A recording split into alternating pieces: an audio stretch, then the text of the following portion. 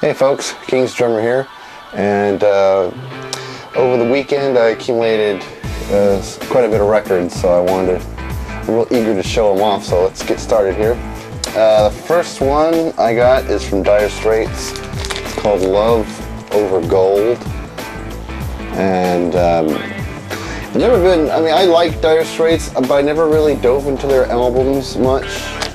I have Brothers in Arms, I had Making Movies, and I enjoyed them, but this record right here I think is my favorite out of all of them. I really love every song on this album, especially Telegraph Road and Private Investigations. Some real good guitar work by Mark Knopfler, and I like the cover art too, the front and the back cover. I like the color scheme of blue and black. Really enjoyable listen. I really love this album. So I've been listening to it a lot lately, and mostly at night when I just want to chill and relax. And this is a good record to listen to, so really dig that one. And it leads me to one I bought over the weekend, a live album from Dire Straits. And this one's called Alchemy. I'm not really sure how you pronounce that, but I'm sure I just butchered it. But this is a double live record. It has a lot of the songs from the album I just shown. Plus it has songs from Making Movies and a fantastic version of Sultans of Swing, which is a great album, especially a great live version of Telegraph Road. And I love the warning on here. It says this is a recording of excerpts from one night of Dire Straits' performance, as it contains no re-recording or overdubs of any kind.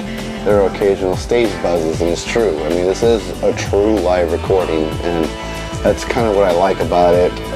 I have some live records where you can tell there's been some post-production work on it, so this is a good, true live recording. 2-record set and some fantastic music on it. Dire Straits is actually a really good live band. A band I guess I just didn't give enough attention to back in the day, and that album was actually, this live record actually came out before they had Money for Nothing and the Brothers for Arms album, so a good representation of their earlier work before they became a big hit on MTV. Okay, this next album I was real thrilled to find on vinyl, because I've never seen this album on vinyl before, and it was one of my favorite records from late 80s, early 90s. I'm not really sure the year it came out. Let me see if I can find a year real fast on here. I know it came out in 1990, I believe. Anyway, the record we're talking about is Steve Vai's Passion and Warfare. And this is one of my favorite instrumental rock albums. A lot of people didn't really like it when it came out because it was too much guitar wanking. And a lot of songs are just him just showing off his skills on guitar, so it's hard for people to get into. Personally, that's what I loved about it, is the fact that he was such an extreme guitarist. He came up with some crazy arrangements, and this is a fantastic record. It came out right in the time Steve Vai joined Whitesnake, so David Coverdale is actually on this album as well. And it came with this picture of Steve Vai. Real nice picture. Yeah, so David Coverdale is on here, but he doesn't sing. He does a lot of spoken word stuff on here, especially on the track For the Love of God. It's a fantastic record. I remember this came out in '90. I had bought it on cassette and just played the cassette to death. And I used to jam with a guy who owned that very guitar, that model and that color scheme. It's an Ibanez 7-string, and I used to jam with a guy who had a guitar just like that, and I knew it was. I said, hey, it's the Steve Vai guitar, and every bass player and singer we auditioned didn't know that and just thought it was the world's ugliest guitar. But anyway, some great songs on here. Obviously my favorite song on here is a song called Blue Powder, which is just my favorite Steve Vai song, period. Just a gorgeous song, good jam song. It features Stu Hamill on bass, who used to be the bass player for Joe Satriani's band, an awesome bass player. And Steve Vai actually used to be in Frank Zappa's band. So he did play guitar for Frank Zappa, and you definitely can hear a Zappa influence on this record. So real happy to have that in the collection.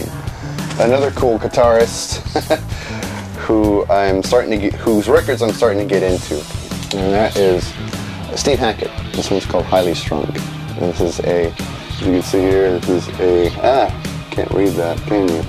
Well, that's an import pressing. And this record came out in 1982. So it has that early 80s sound to it. But with that said, some great music on here, like Camino Royale, Cell 151, Walking Through Walls, Group Therapy is a real good instrumental. Some really good songwriting on here from Steve Hackett. And what's interesting about it is the drummer on it is Ian Mosley. Ian Mosley is a longtime drummer, original drummer for the band Marillion. So really interesting to hear him playing his chops on there.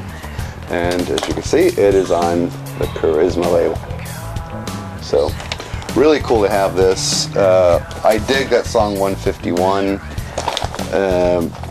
It's a great song, some great songwriting, some great guitar playing obviously on this record. Ian Mosley's drum chops are killer on this one. It's real interesting to hear him. I don't know if this is before he joined Marillion or not.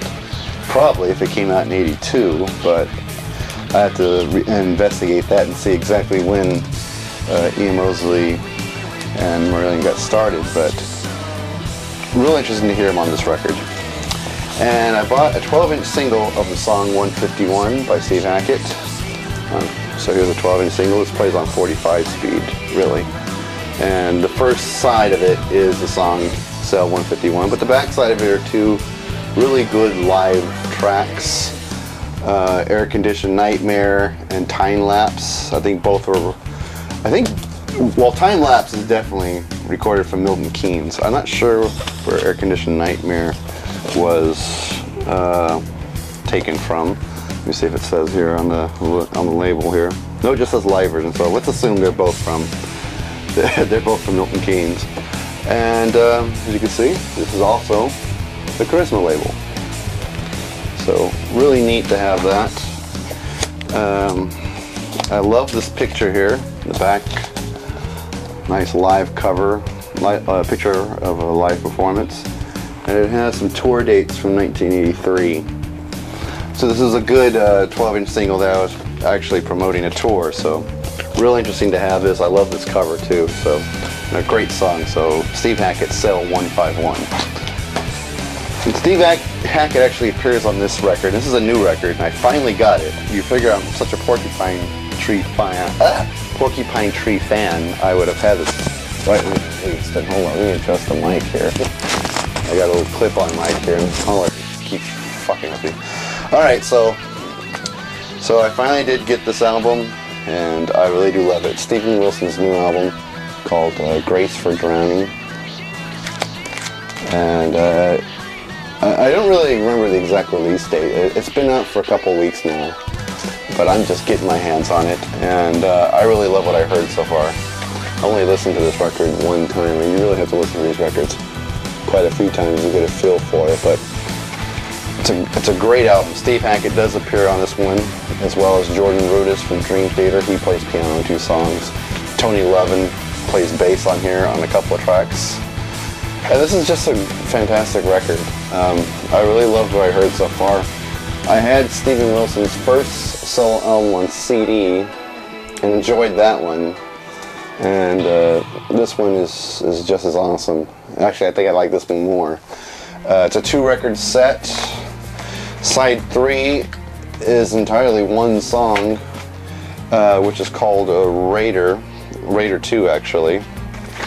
And it's just some great musicianship on here. And you know, the one thing about Steven Wilson's music, you know, it's not a happy, feel-good type of music. Some of it's really dark. Some of the lyrics are somewhat depressing. So, but to me, that's what's awesome about it. He writes some really good sad songs, really. And this is a fantastic record. Like I said, I only listened to it one time. I really got to invest more time into it, but you know, you see how many records I got. It's been hard to invest a lot amount of time into just one album, but I really love what I heard of this so far.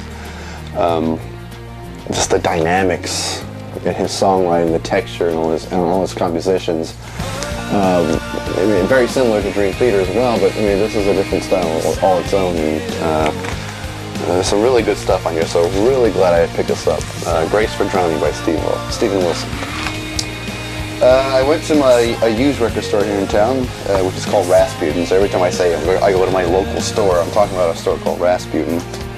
And someone dumped a lot of records from this one band, and I remember them from the early 80s, you know, the very early years of MTV, and they were one of the bands that had their videos on there quite a bit and were very popular during that time.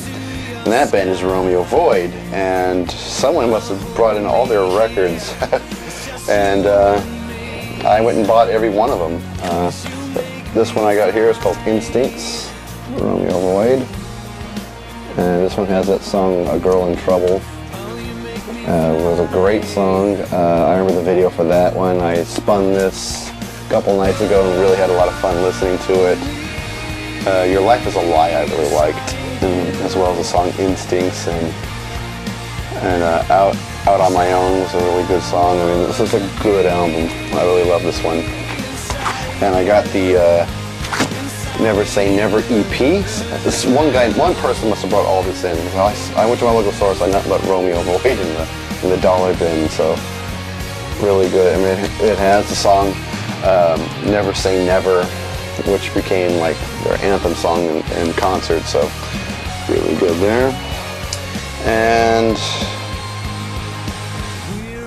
It's a Condition by Romeo Void, as you see here. Some good artwork on these albums. I like the artwork on here. The one thing I remember about this band is VH1 had a series called Bands Reunited, and Romeo Void was one of them that they got together. And the original saxophone player on here, let me see if I can find his name, Benjamin Bossi. They tracked him down. He agreed to at least meet with the original band members and just kind of talk and go over old times. And the problem is the guy he sustained some hearing loss over the years, and he was unable to perform with the band. And I remember when the original band got together and started playing, he had to watch it, a live audio and video feed on TV monitors in a separate room, just watching the band. Felt sorry for me because I know he wanted to be there and playing with them. Okay, the last one I got from them is a record called Benefactor. And all these albums and all the songs on these albums are just fantastic. I actually forgot how good of a band they were. I never really got into their music. Obviously, I've seen their videos on MTVs back in the early days in the early 80s, and I always liked what I saw on MTV, but never really got into their albums. So thanks to getting into vinyl and hitting the used stores, I managed to pick up quite a big score of the band. And all those records I listen to all of them. They all sound fantastic. So Romeo Void, becoming one of my favorite bands again.